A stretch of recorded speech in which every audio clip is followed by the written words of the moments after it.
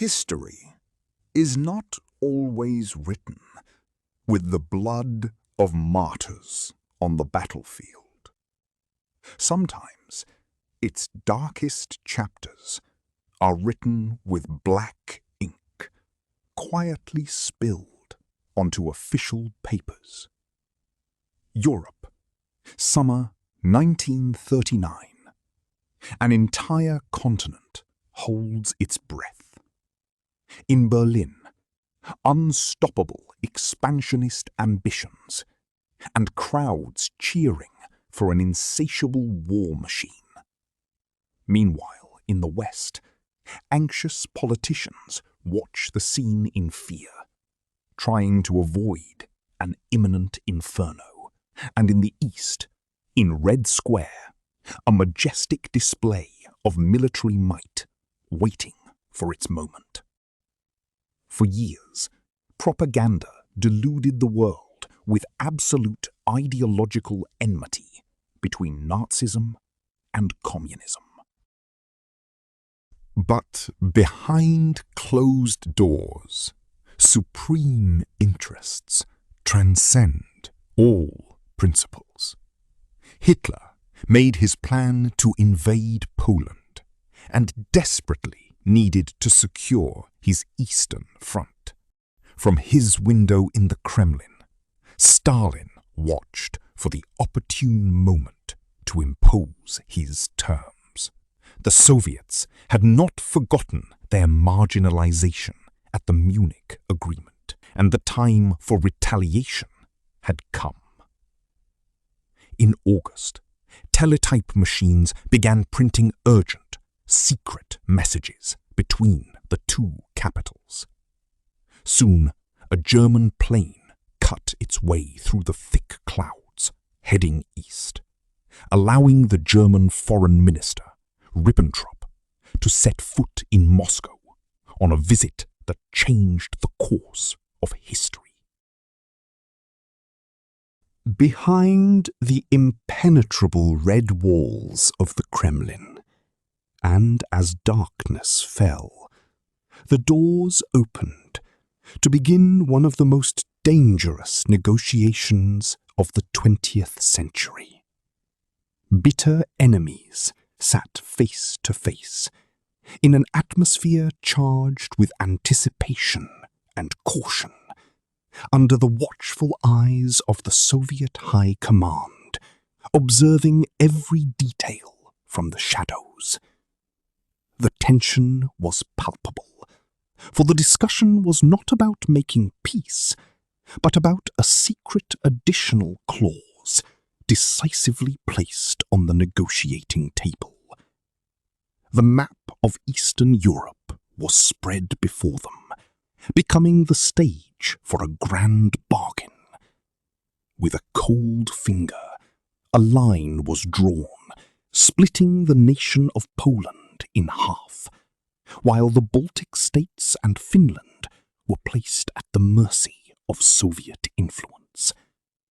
A subtle smile from the German side, having guaranteed Russian non-interference, and a strict, pragmatic nod from the Soviet side, having reaped their gains. With the dawn of the next day, the fate of millions had been sealed. Pens were brought, and official documents were laid out to witness the catastrophe. With the stroke of a pen, Ribbentrop signed on behalf of the Third Reich. With another stroke, Molotov signed on behalf of the Soviet Union, announcing a shocking alliance under the auspices and blessing of Stalin himself. A camera flash documented the handshake that made the planet hold its breath. The news dominated the world's major newspapers, bringing with it unbelievable shock. In Britain, politicians realized the catastrophe of war was now an inescapable reality. And only a week later, the German military machine roared in the skies, brutally breaching the Polish borders, officially igniting the Second World War. In their dark homes, the Poles listened in terror to the news of the invasion. Only 17 days later, Soviet tanks rolled in from the east, closing the pincer jaws on Poland and wiping it completely off the map. Thus began the journey of agony for millions of refugees who lost their homelands overnight. Meanwhile, the invading armies met in the middle, shaking hands over the ruins. Soviet supply convoys began to flow to support the German war machine. But alliances built on betrayal do not last. In secret, Hitler was plotting to betray his ally. In the summer of 1941, the situation exploded, and friends turned into bitter enemies. German armies marched east in an invasion that altered the course of history, forcing the Soviet peoples to pay the price of that pact with ruin, destruction, and certain death. After the war, the victors stood for a long time denying the existence of that secret protocol. But the truth cannot be buried, and archives hold the secrets of the past to be revealed one day.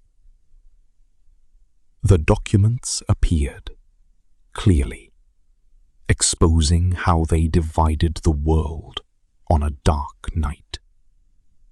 A yellowed document and 2 signatures were enough to ignite the most horrific war of mankind, leaving these graves as a silent witness, reminding us that the price of leaders' ambitions is always paid with the blood of the innocent.